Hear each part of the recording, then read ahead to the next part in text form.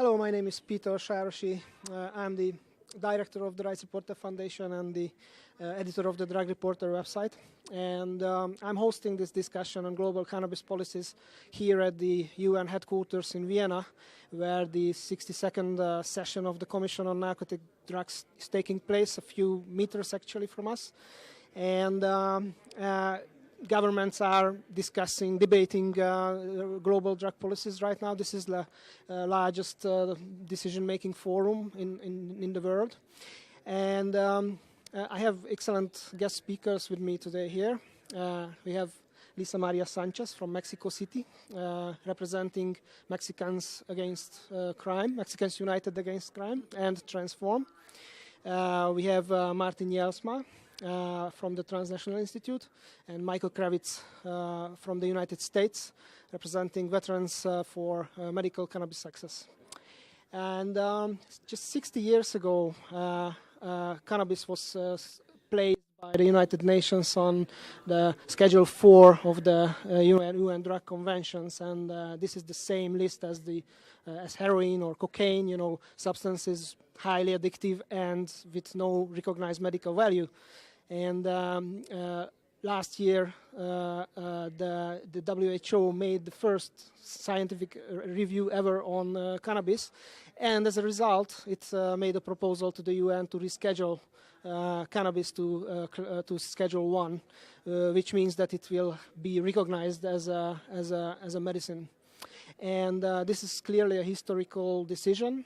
Although we can discuss, how significant and what are the implications of that.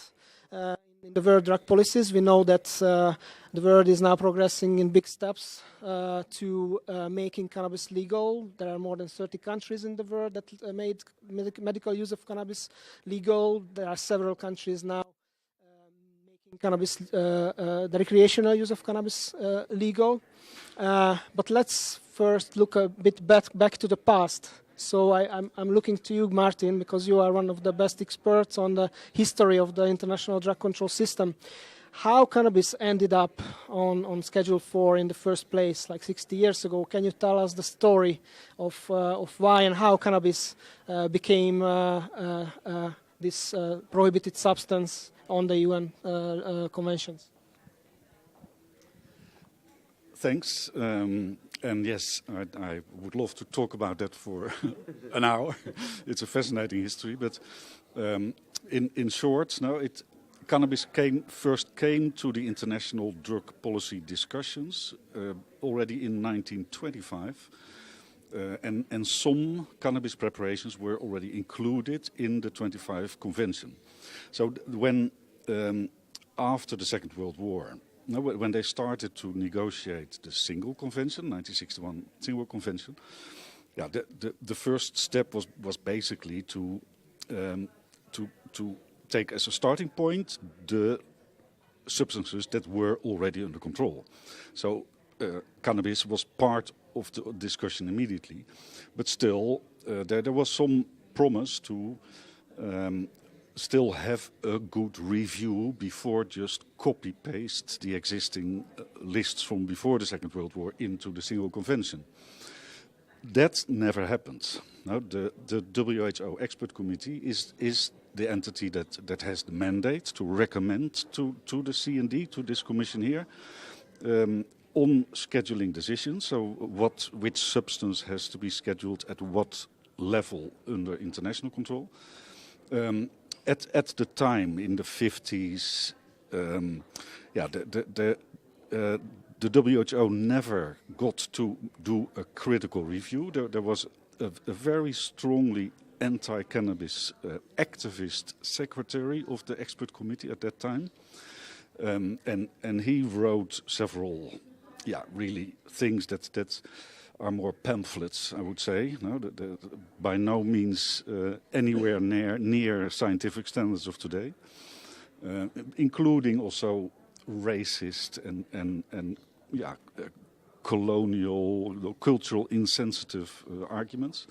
So based on those pamphlets, basically, the WHO expert committee yeah, recommended that indeed it should be, that it wouldn't have any medical use and that it should be included in Schedule 4, but also in Schedule 1, which I think is also a serious problem. Yeah, so that's how it happened. In the earlier drafts of the Single Convention, there was a special paragraph even that cannabis would be the only substance that would be fully prohibited. And that means, in terms of the treaties, also prohibited for medical use. So that it would only be used for scientific research, basically, but nothing else. That didn't make it. It did end up in Schedule 4, which indeed is for substances they thought at the time had little therapeutic value and were highly addictive. That was sort of the category.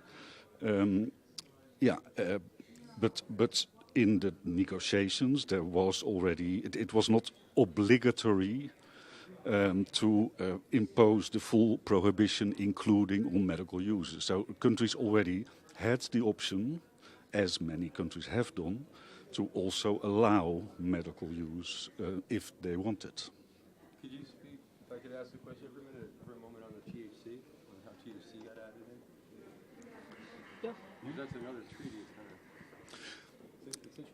Yeah, so at the time of the negotiations of the Single Convention, the cannabinoids were not really, they were sort of busy at the time of discovering them, no? But they had not been isolated.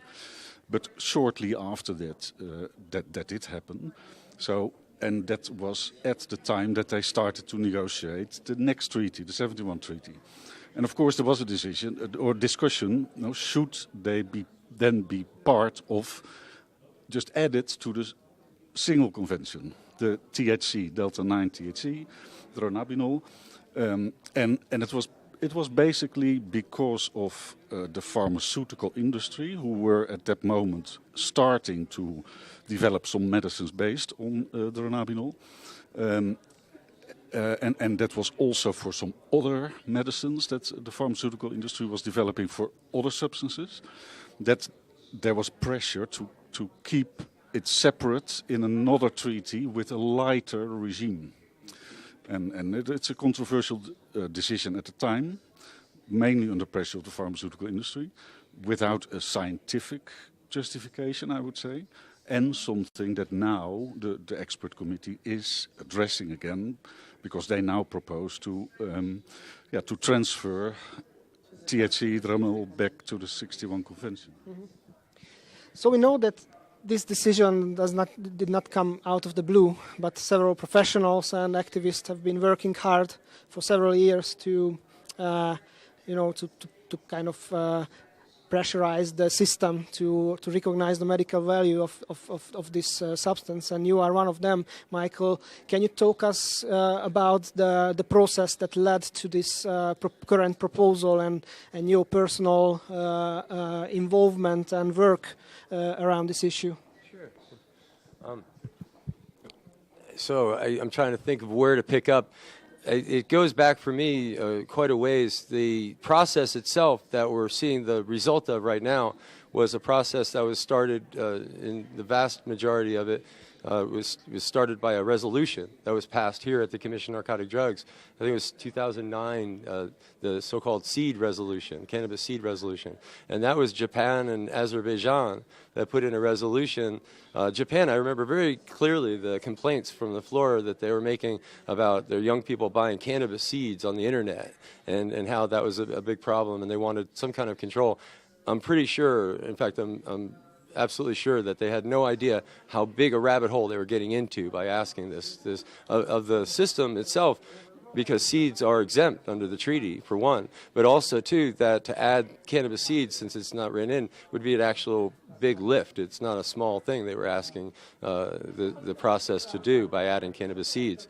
So that was, I guess, interpreted or translated into a request for a official review of cannabis or assessment of cannabis by the World Health Organization, which then was seconded, I believe, by the International Narcotics Control Board. So there's quite a few distinct requests. In the interim, there was a fellow that I got to meet through my medical marijuana work. At the time, he was running the medical marijuana program of the Netherlands for the government, William Scholten.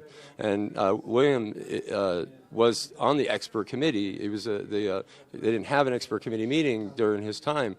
And that's the problem. They didn't have those expert committee meetings for a very long time, as I understand it.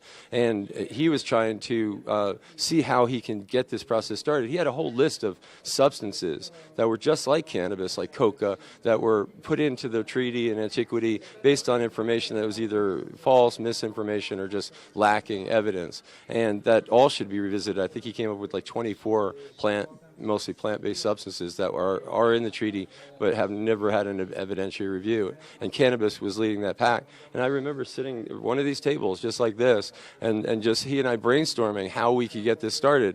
To get a process like the expert committee started, we figured would take we couldn't do it just for like if George Soros wanted to give me money to do it. I couldn't do it, even though I could ask George Soros for that, and he'd probably do it. We couldn't do it that way. Even if it was individual funders, it would have to be a group representing like the Red Cross or something like that. And if we got countries, it couldn't be just our friends. It couldn't just ask Uruguay to cover it. It would have to be a group of countries, and especially probably maybe countries like Canada or the UK or Germany or something like that leading the pack. Again, to try to have some kind of middle ground, a balance, a consensus kind of approach to get these guys to do stuff at that level. So anyway, the WHO expert committee finally was brought together after William left.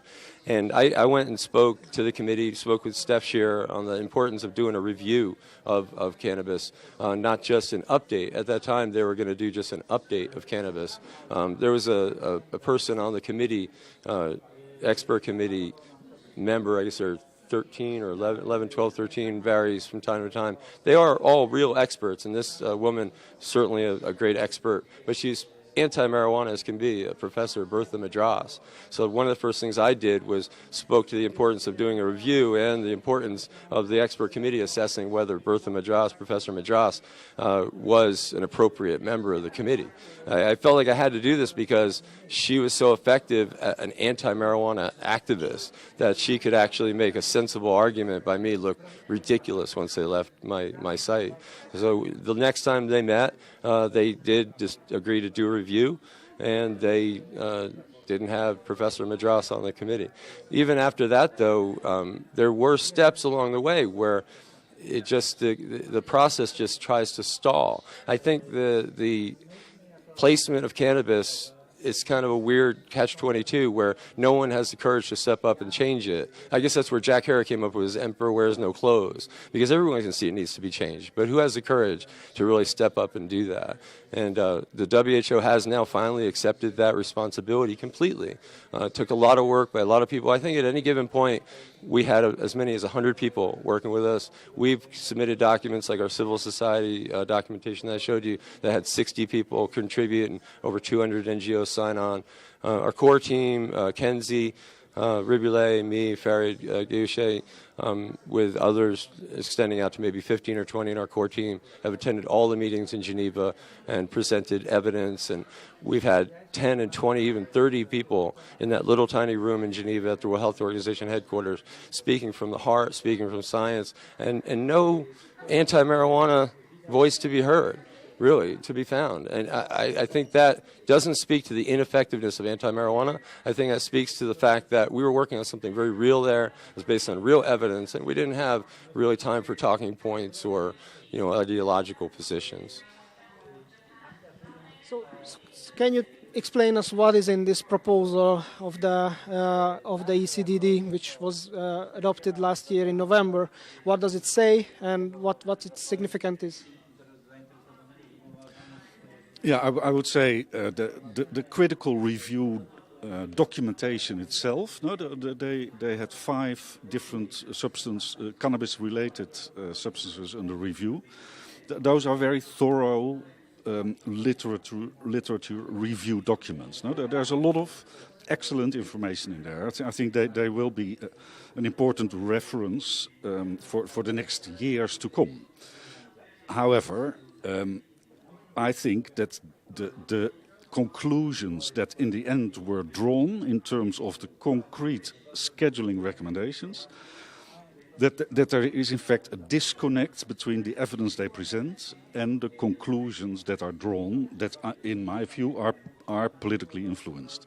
So what they do propose is to take cannabis and cannabis resin out of Schedule 4, which indeed is a certain recognition of their medical value, no? And that's basically acknowledging the reality that indeed there are by now 40 countries who are implementing medical cannabis programs. So it's a recognition of reality, but also based on the critical review. No? There's many scientific documents are quoted that prove that there is medical therapeutic value in cannabis-related, all kinds of cannabis substances. So then the problematic thing, one of the problematic things is that they then recommend that it should remain in Schedule 1. And that's where I think problems are starting to arise, because for that, in their scheduling procedure, no, they have to do a similarity test. So whether it has similar ill effects and similar risk of addiction in terms of the treaty as other substances already in the schedule. Because they do have a historical responsibility for the fact that it is included in Schedule 1, which is together with morphine, with heroin, with cocaine. It is a very strictly controlled schedule. So they, in the critical review report, they conclude that it does not have similar harmful effects as many of the other substances on Schedule 1, but they still recommend to keep it on that list because it is so widely abused in the world, which is not a criterion at all. And you have to remember now that when these two meetings took place of the expert committee in June and November last year, the polarization about the cannabis issue here in Vienna was at a boiling point. No? Canada had just decided in May to go for full regulation. The Russian Federation here, but also the ICB Secretariat, were aggressively campaigning against Canada, but on the cannabis issue, more in general. So it is in that political context that the WHO had to make a choice. They clearly wanted to give a sign. Medical use should be recognized, but they definitely they erred on the side of caution. Let's say it politely, that their recommendations would not throw any fuel to the political fire about cannabis regulation more generally. But with that, I think they failed to sort of correct the historical error that they are co-responsible for. And that is a serious issue, because if it is approved as it is, no, of course there still has to be a voting procedure coming up, but it then will, for the first time in history, justify, ratify the inclusion of cannabis on Schedule 1, supposedly based on a thorough, scientific, critical review exercise of the WHO. I find that problematic. There are some other details about the recommendations. What I would add to that is, well, first of all, kind of to maybe defend the WHO slightly. I think it's totally justifiable to say they've acted politically, to agree with Martin. But I don't think they would say they've acted politically. And I think the nuance of that would be that they've tried desperately to avoid controversy. And they want their recommendations to be accepted. desperately want to not have controversy, desperately want to not create controversy of not being able to have a successful vote. And somehow you got to realize that the WHO process, as Martin talked about, they do so much work all the time, adding new drug substances and things that the Commission is poorly qualified, if even competent, to do it all. The CND really does count on the WHO in this process, and I think it's like a doctor making this devil's arithmetic for medical marijuana even, where, you know, do I want to treat these handful of patients that have this specific medical need if they threaten my ability to treat the 3,000 other patients I have in my practice? And that's a real choice that these patients get denied access under in my world, the work that I do. So anyway, it gives the medical side of that, you know, where the devil's arithmetic of, you know, do I go as far as we really should go? They said themselves that cannabis shouldn't be in Schedule 1. But again, maybe to take it one step further, the Schedule 1 placement also has coca leaf, it also has poppy flower. These things clearly don't belong in Schedule 1 either. So while it has heroin and it has cocaine as well, that may arguably belong in Schedule 1, even though they're from that plant material. I think the plant material, all of it, needs to be removed from Schedule 1. So I'm thinking maybe this is, you know, team effort here. The World Health Organization goes as far as they can. They do what they can. They certainly have registered themselves, and we're registering. I think Martin is doing the best job of registering our perspective of why that's not sufficient, but it is something that can pass. It's passable here. It's votable. And I, for one, am on the side that thinks this vote can actually succeed and we can actually change the treaty here. That's no small thing. That's a monumental thing. So if we can do that, I think we should be coming back, and this is the first time Martin's hearing this from me, but I think we should come back very soon with resolutions on the table from some of these countries that are Bolivia, that are Uruguay, that are Canada, with hard, you know, data, facts, good reports, and a very sound presentation to pull all the plant material out of Schedule 1 and do something with it. There, I hand it back to him because I don't know what to do with it, but it needs clearly to be out of Schedule 1. The tinctures, extracts, and things, the way the WHO explained it, concoctions that the active ingredient can't be so easily removed from, therefore theoretically less abusable, are going to be put in Schedule 3 of the single convention, and that's a very low placement. That should allow concoctions, cannabis concoctions that are registrable at the national level to be, you know, very, very easily accessible by patients, hopefully more insurance coverage, you know, stuff like that. So that's kind of what we're excited about. That's an interesting debate. Maybe we can get back to it a bit later. But when we are speaking about the historical error which the UN made by making cannabis illegal, I think there is maybe the region that suffered the most of this of the impact or the effects of this decision, of this historical error, is Latin America. And when I'm here at the United Nations, I always try to ask people, you know, like, what is the real on-the-ground impact of those resolutions and decisions and proposals of the WHO and all these documents? What real impact they have on the ground in the country level? And also, I would like to ask you, Lisa, what role Latin America is playing now in this debate at the UN level? Can you maybe talk about that? Yeah, sure. But let me just start with a quick comment. We started all this conversation by saying that there is an expert committee that was conducting a scientific review.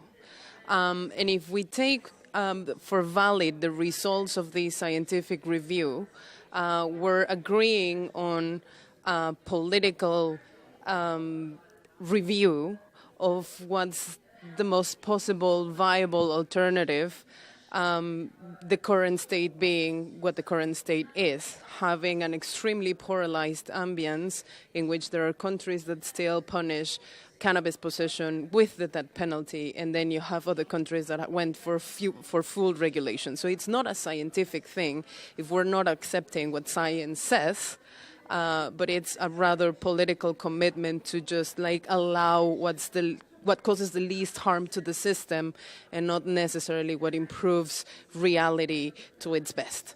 So that said, Latin America is definitely the region that has been fueling drug policy reform in regards to cannabis. is the hemisphere that has the most territories already implementing some sort of regulation for medical and scientific use, but also it's the region that has all of the full regulatory experiences with Canada and Uruguay. Other than all the jurisdictions. I know Marty is giving me the eye because the Netherlands started first. I'm just kidding. But they didn't go for the entire, regulating the entire chain, right? So it's definitely where the political advances are more plausible. It's where you can actually see advance in the ground.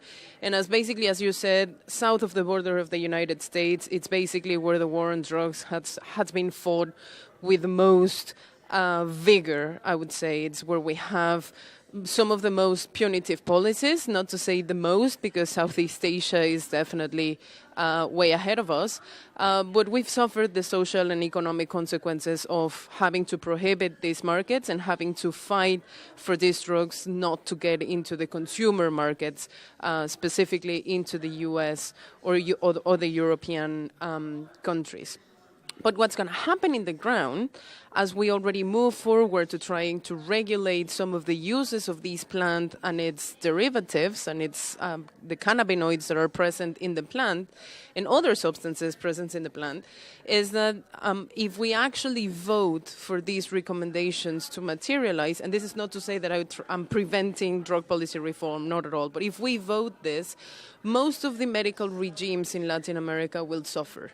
And this is because of a very technical stuff. That one of the recommendations says that medicinal products or derivatives used for medical purposes should only have under 0.2% of THC if they're to be considered medicines, right? And in many countries like mine, for example, I come from Mexico, where in 2017 the parliament voted a bill that allowed for medicinal and scientific use of cannabis. There is a distinction already, a legal distinction of what constitutes medicine and what constitutes therapeutic preparations that will help you with symptoms but are not necessarily considered medicines or treatment. The distinction is 1% THC.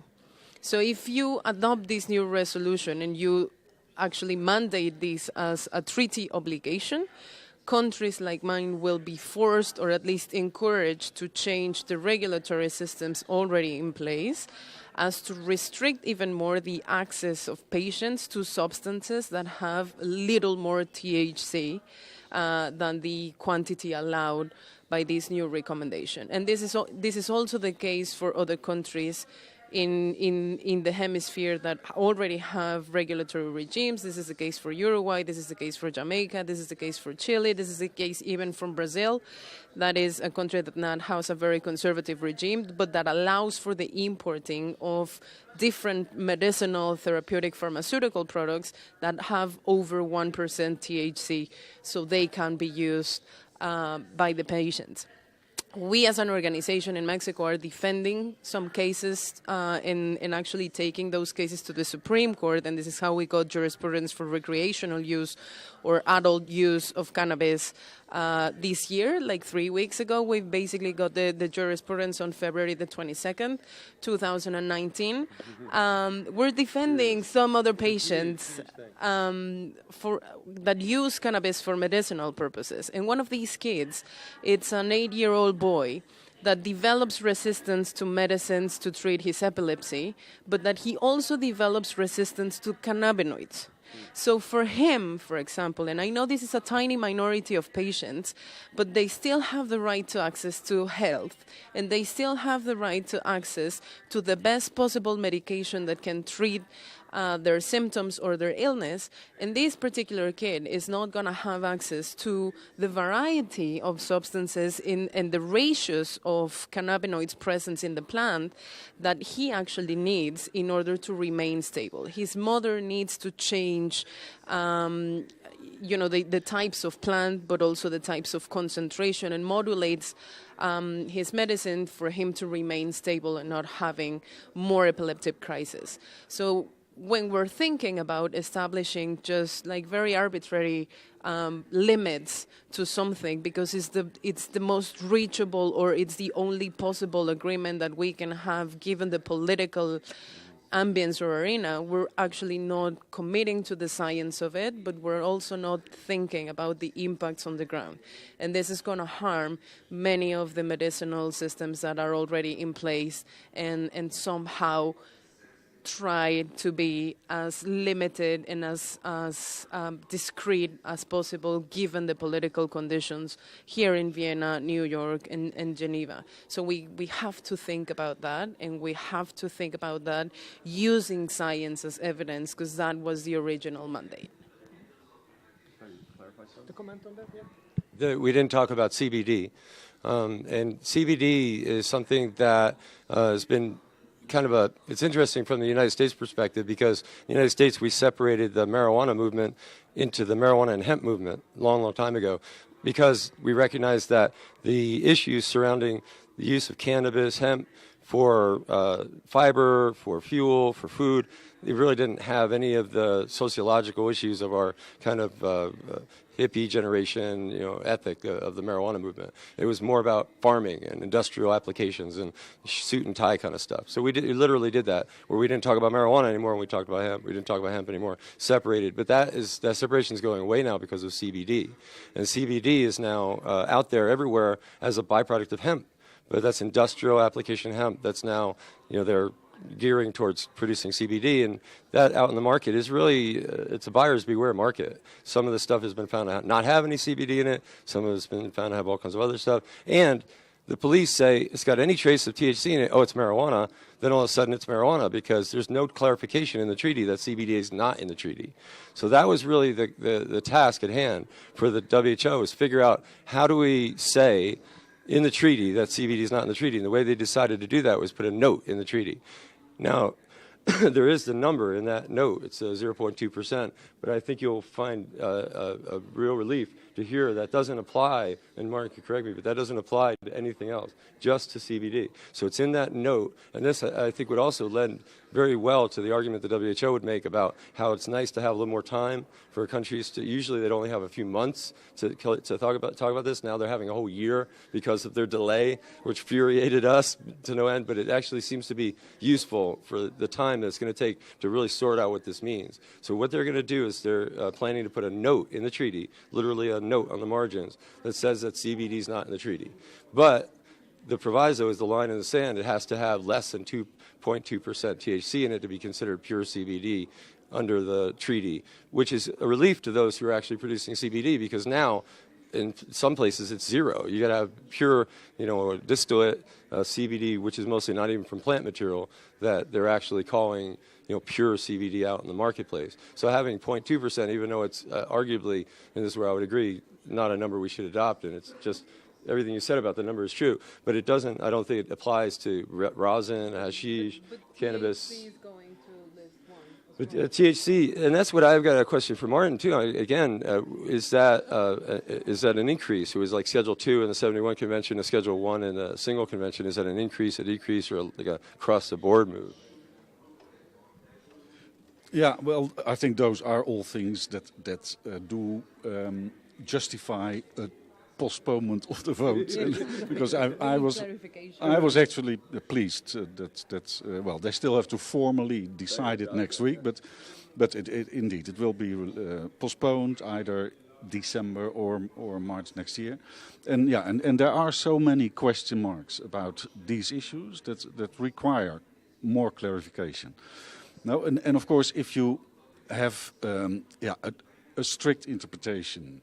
Now, at the moment, there is no threshold of THC content.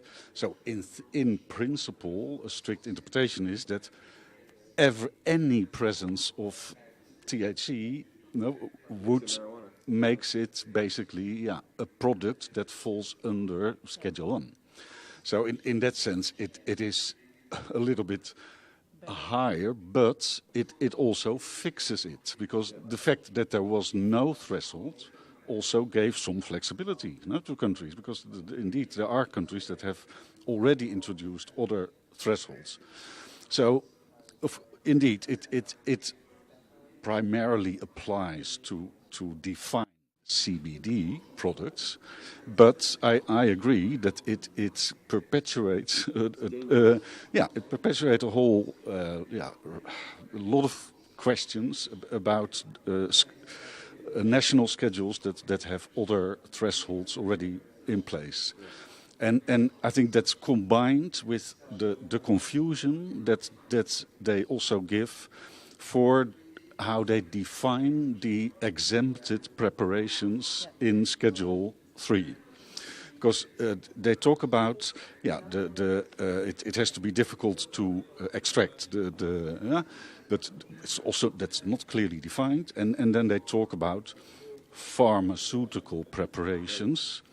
And what worries me is that it's a similar language that appears in the INSTITUTO report, which just released a special chapter on medical cannabis, where they consequently put medical cannabis in quotation marks, and then seem to indicate that in their interpretation only pharmaceutical preparations with cannabinoids are accepted for medical use under the treaties.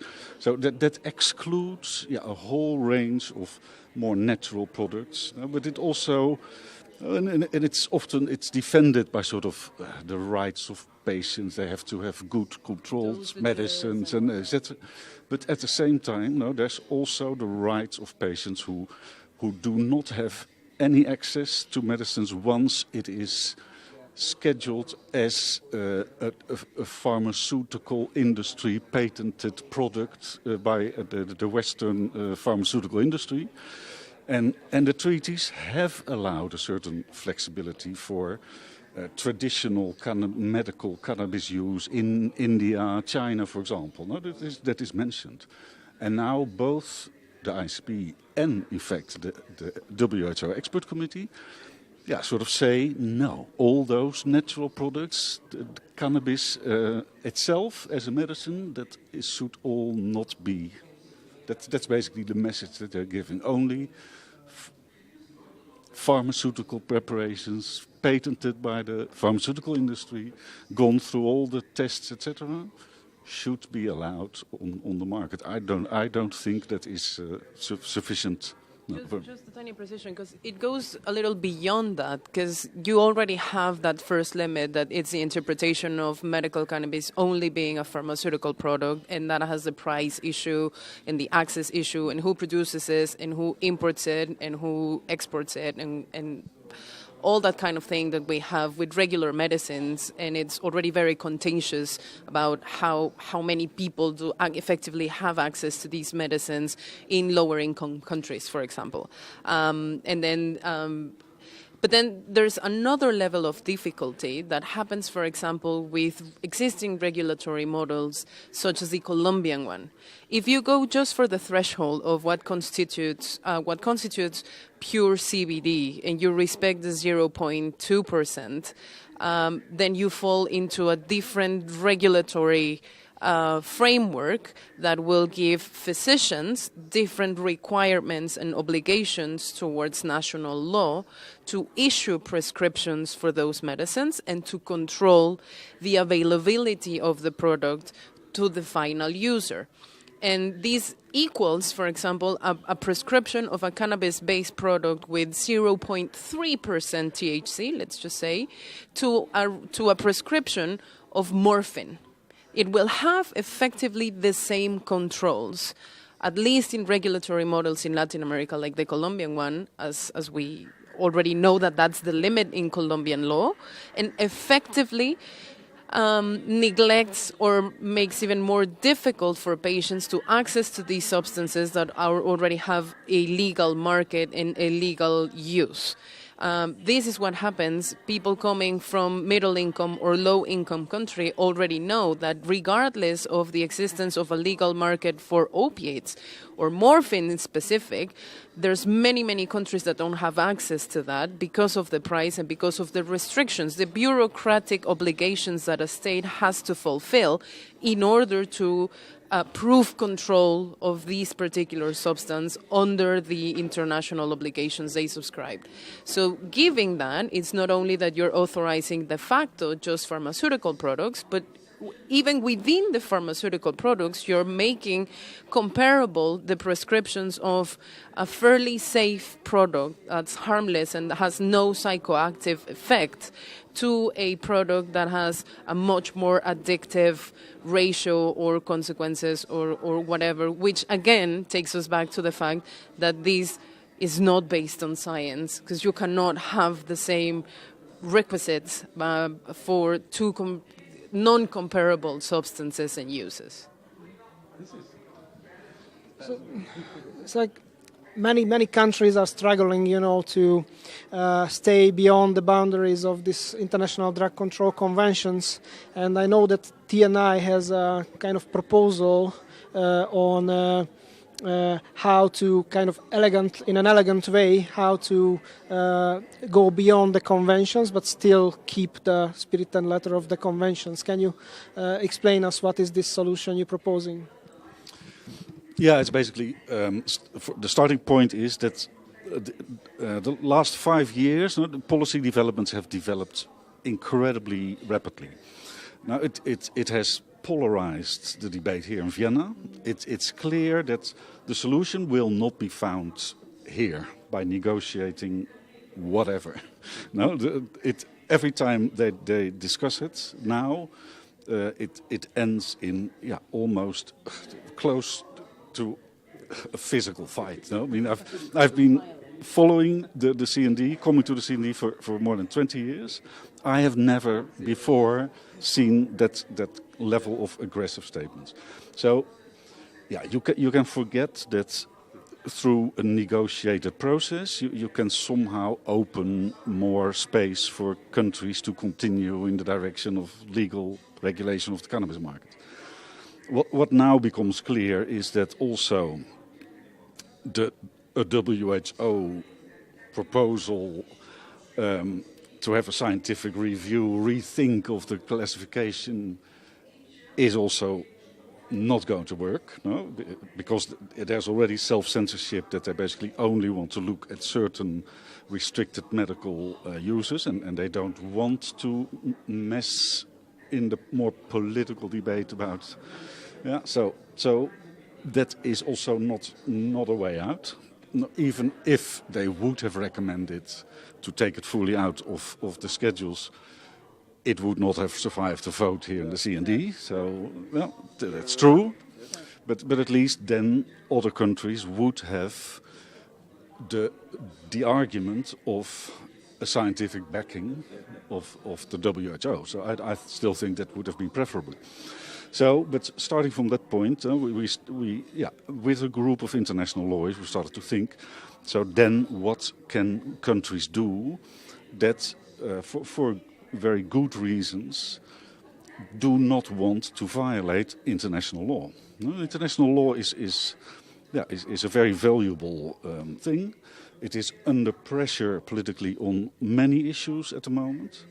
Yeah, but we think it is important to be careful about international law. So, and it is clear that legal regulation violates certain provisions of the treaties. We've always been clear about that, and that Canada now also acknowledges it. No? Indeed that they are in violation of certain treaty provisions. So then what could be the answer? So there's one option that is embedded in the Vienna Treaty on Treaties. And that was designed at the time specifically for treaty regimes that are more or less frozen in time.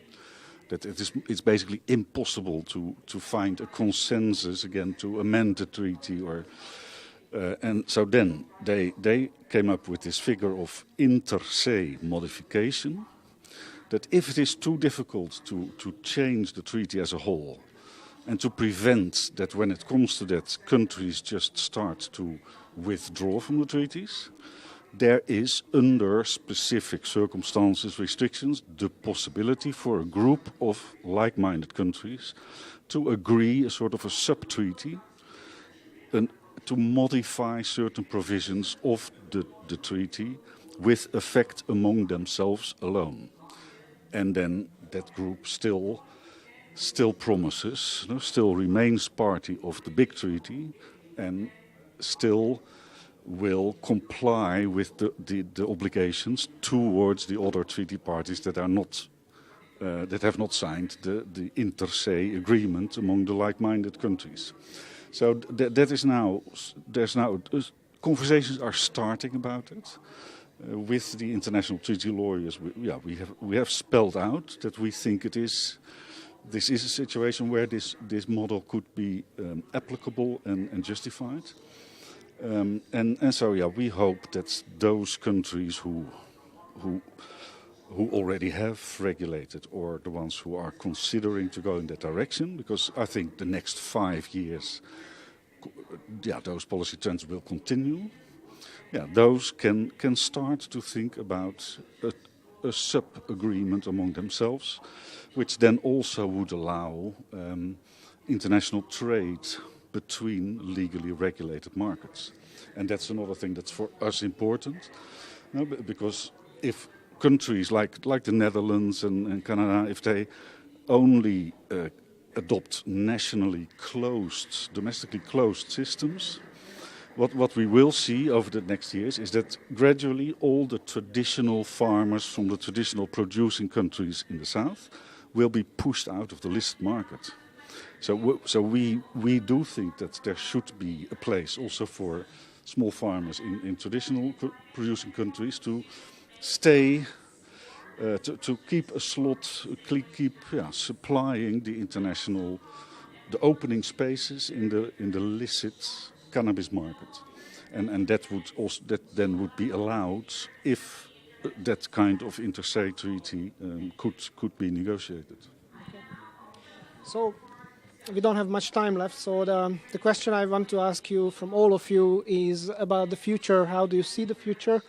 We have many fears and hopes about the future. Many people fear that there will be a kind of big marijuana, big companies will take over the market. As Martin, you say that some countries can be pushed out from the market. And so what could we do to prevent that kind of things? And what would be the optimal regulation for the world? What is your vision of the future of the cannabis market? Let's start with. So it fits perfectly in responding to what Martin was saying anyway for me. I think that most, if not all, I come to these meetings and I go to the WHO with a mandate of speaking for the cannabis movement as a whole, because there's no one else doing it, essentially. Varied from time to time, we'll ask questions at the plenary floor and stuff from here. We're a very, very small group that are really actually willing to take that step and actually speak for the cannabis culture in these proceedings. And we have there's two sets of thought, like, do we work incrementally, or do we want to go for a very, very big ask and negotiate and just try to get there? I would argue that what Martin's saying is the big ask is more important. I would argue that what he's saying is that we should get it right and have a model and work towards that, and not have steps in the way, what you could call the WHO's position an incremental step. Making it maybe a simple model to look at, like in the United States, we have the scheduling 1, 2, 3, 4, and cannabis is a Schedule 1, which means you can't use it at all as medicine. And when we started the marijuana movement, medical marijuana movement in the U.S., Bob Randall was asking for Schedule 2. We wouldn't accept Schedule 2 now. We as a movement in the United States recognize that Schedule 2 would actually be more problematic for us. Think about that. It's absolutely prohibited, felony possession, but yet we're more comfortable with that system than we are moving it out of that system into a controlled medicine, because we realize that system is so screwed up, it's even worse for us. That's mind-boggling. Think about it. And think about it from the perspective of someone in prison for 30 years for possession under that incredibly prohibitive regime of Schedule 1. But it is unworkable with Schedule 2. I recognize that, and I don't work for that. But I do work for an incremental step towards where we're going, towards where you have sustainability. We handed out, I'll plug this document at the CND this year, Cannabis Sustainability. And you see how big it is. We've always prided ourselves in working from an environmental perspective, from a human rights perspective, from a medicinal access perspective. So when they start talking about sustainability, we're talking about local grows. We're talking about craft farmers. We're talking about things that are sustainable, environmentally friendly, and promote equality and all these things that get us away from the colonialism of these laws. These are like the laws that they manifestly, implement legal colonialism. And what she's saying, if I would take Lisa's word and paraphrase it, is we don't want a new colonialism replacing the old colonialism. So that's where we're at. And how do we do that? How do we get from here to there incrementally is a mind-boggling difficulty. And in the United States, there's very few people that have any plan. We had a delegate in the Senate that put forward a proposal to create an alcohol, tobacco, firearms, and cannabis, and just pull it out of the Controlled Substances Act. I mean, these things get really mind-boggling to try to think about how we would do that, how we would actually have a new system, how do we get from here to there. So that's all I would put out as an open question. I agree with your premise, I agree with your thoughts, but how do we get from here to there? I'm a here to there guy. And I work incrementally to build a lot of the structures we're standing on here. The New York NGO Committee, that's me. I did it at one point. It was just one guy in New York doing it. That was me. And now it's this huge thing that is so powerful and so beautiful. And together with Vienna, NGO Committee has created a civil society task force that looks eye to eye. We had before the African groups and the G8s and the whatever spoke, we had the NGO Committee speaking on behalf of the civil society task force. That's coming a long way incrementally. I just need a path, and I don't want to step on a landmine, to use my military background. So that's me. I see change happening, basically. In 2013, Martin and I were part of this group that for the Organization of American States, or regional organization in the Americas, wrote a report. And there was a scenario that was called Pathways, in which we basically foresee cannabis legalization happening all across the Americas from 2013 to 2025, and that's basically happening, right? So you basically have now some 70% of the continent already exploring some sort of regulation. So I see change happening, and I see change happening on the ground. So I see reform happening from the bottom to the top, and not the other way around.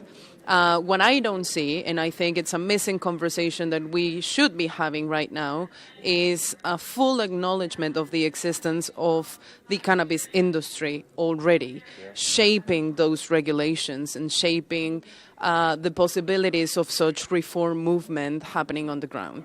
And I don't see a conversation about corporate integrity, because these guys are going to make money. These guys are already making a lot of money, and they're not necessarily thinking about the social consequences, the economic consequences, the institutional consequences, for example, in a country like mine, where the rule of law doesn't necessarily exist because corruption has been fueled for decades with drug money, with illicit drugs money. So we should think about how to involve these new players, how to make them think socially and under this integrity lens of what the impact of their actions can be on the ground, and how to actually make a regulatory system that works for everybody and that allows for effective exercise of human rights. I'd say that, and I think it's a full responsibility and commitment of civil society members like us to push for that change and to push for that to happen. So I definitely think change is going to happen. Change requires the integration of these new players from an integrity perspective, but it's also going to happen with us in our terms if we decide to participate, because this is what's been happening around here, right? Yep. Yeah, no, I fully agree. I do think that it should be one of our next big challenges to counter this corporate capture which is going on both in the medical and in the non-medical licit cannabis markets. Now, but at the moment, almost every week there is somewhere an international business conference with all guys in suits talking about millions and billions and making prospects about how this market is growing, etc. Now, while within a few hundred meters from those conference places, there are still prisons filled with people who are there for just possession of cannabis or have been a small trader, and there is no connection between those two, and there should be. There has to be a social justice, like fair trade principles for the construction of this illicit market, and that requires indeed special provisions for the ones who have been involved in the illicit, who have been criminalized, who have been marginalized, and both users but also small producers and small traders. There have to be expungement of criminal records, but I would say even preferential access schemes for them to become players in the licit market. No, before all these the corporations just capture the complete market, and then because I am not at all against incremental steps. No? We're constantly working on improving policies also at national level, and of course every step is not the one we had hoped it would be, but as long as there's progress, no, of course that is worth fighting for. But the worry I have now, seeing this corporate capture going on, and then at the UN level, getting these kinds of messages from both the WHO and the INCB, which are basically favoring the kind of products that only the pharmaceutical industry can produce, and if that helps the pharmaceutical industry and the big cannabis companies to fully capture basically the medical market, then they have such an advantage at the moment when it also rolls out further into the non-medical. And I see that as a serious risk, and I also think it is a responsibility for also the drug policy reform movement. No, we've all fought for ending the criminalization of cannabis, of users, of farmers. But now that the wheels of change are turning, we also have to take the responsibility that this change has to happen in a socially just responsible way. Just say one more little thing? Excuse me? Can I add one more little thing? Of course. I just want to add, it'd be horrible if I didn't, because this is now becoming my main thing that I'm working on, appellations of origin, intellectual property rights. And I talked about craft farmers. So we're in the Mendocino Appellations Project in California. We're working with the state legislature to create origins protection for cannabis. It's some of the best cannabis in the world from California. If you'd like it to stay that way, it won't be if you grow it in a big shed owned by Marlboro or whatever in the valley. It's up in the hills and these little farms with the culture and the people. We call it indigenous cultivation in other parts of the world, but that's what it is. And if you think about grandma's tomatoes, the heirloom tomatoes that taste better than any, and you can't even grow them at home even with her seeds, I mean, that's what we're looking for, is something that's geographically both sustainable but unique and very beautiful and worth saving. And to create a path to market for that all the way to the international level, it requires a whole new set of international bodies that I'm working with now. And I'm just beginning to learn the WIPO, World International Property Organization, the World Trade Organization, and working with the state legislatures and the farmers all the way up to the UN is like my dream job. So I shout out to my friends out there in California. And I think it's not enough, certainly, to even if you scale it up around the world, but I think it's something that can help, at least for some of the farmers that have identified themselves and that we can find, to help create some protections from the big industry and create some space that will help to, like I said again, make it both sustainable. From our perspective, it's a beautiful thing that we're really trying to preserve and get from here to there again. This is a really interesting subject. We could sit here for hours and discuss it, until sunrise. And I'm really happy that we have so smart and committed activists and professionals working on the future. Thank you, Michael, Lisa, and Martin for being with us today, and thank you for those who were watching us online. Please follow us on Facebook and Twitter to learn about our new video shows. Bye.